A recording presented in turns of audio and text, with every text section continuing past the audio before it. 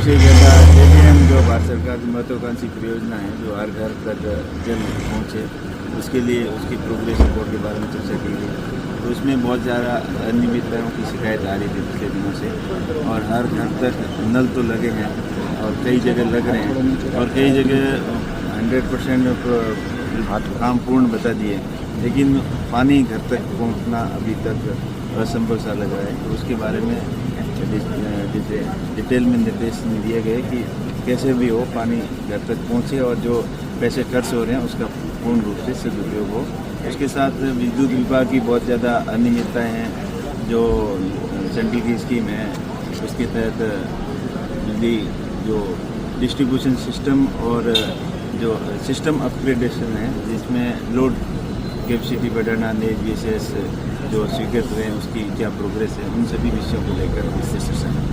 देखिए सबको अब आज तो पहली बैठक थी और नेक्स्ट बैठक होगी, तब तक पूरी प्रोग्रेस रिपोर्ट के साथ में वापस नेक्स्ट मीटिंग होगी, तब तक पूरे जो निर्देश दिए उसके अनुसार काम नहीं करेंगे तो आगे नोटिस वगैरह की जारी कर देंगे। श्रम विभाग को यहाँ आना चाहिए था, आया नहीं। श्रम विभाग की सेंट्रल की स्कीम है जो श्रमिकों के जो कार्ड बनते हैं उनकी ESIPF के और उनके बच्चों को शिक्षा की छात्रवृत्ति है, शादी के जो फायदे हैं, जो सेंटर की स्कीम है, उन सब के बारे में उनको यहाँ उपस्थित होकर बताना चाहिए था, लेकिन वो आए नहीं थे। सर बीते दिनों आपने बाड़मेर नगर परिषद में इंदिरा रसोई मामले में करोड़ों रुपए की गबन की एक शिकायत की थी, उसकी जांच के आदेश जिला कलेक्टर ने दिए थे। साथ ही 2020 के बाद पट्टों की जो जांच है उसके भी आपने उसके पर सवाल खड़े किए थे।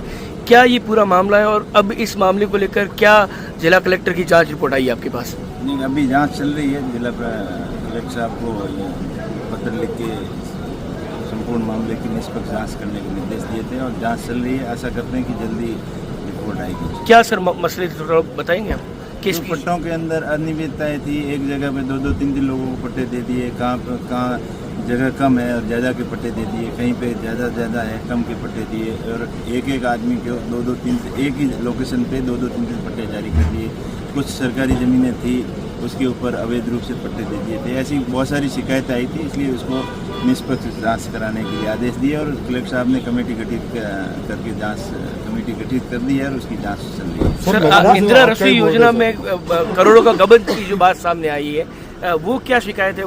उसको इंदिरा रसोई मामले में जो नगर परिषद में करोड़ों की गबन की बात आपने शिकायत की है, ये क्या मामला है? कहाँ पर गबन हुआ है? रसोई में जो मटेरियल सप्लाई हुई थी वो उसके अंदर अनियमितताएं आई थी और कुछ सामने आया था कि मोटरसाइकिल के नंबर पे भी बिल उठा लिए गए थे। इन सभी समस्या जो शिकायत आई थी उनकी निष्पक्ष जांच के आदेश दिए हैं और जांच चल रही है, जल्दी रिपोर्ट आएगी। राजस्थान में 7 जगह देखो बोर्ड किसी का ही हो, लेकिन अनियमितताएं सरकारी योजना है और सरकार के पैसे का दुरुपयोग कोई नहीं कर सकता, इसलिए निष्पक्ष जांच कर। राजस्थान में लोकसभा चुनाव में कुछ कार्यकर्ता स्थिति से आपके साथ नहीं रहे, तो हो सकता है कि उसी से जोड़कर नहीं, बिल्कुल जीतने के बाद में जनप्रतिनिधि सबका होता है, किसी विशेष एक का नहीं होता है। जो वोट दिए हैं उनके लिए भी वैसे ही है और जो जिसने नहीं दिए सबको समान दृष्टि से हम देखते हैं। कोई द्वेषतापूर्ण भावना से कोई काम नहीं करते हैं और न आगे करेंगे, और जो काम सही है वो सही होना चाहिए।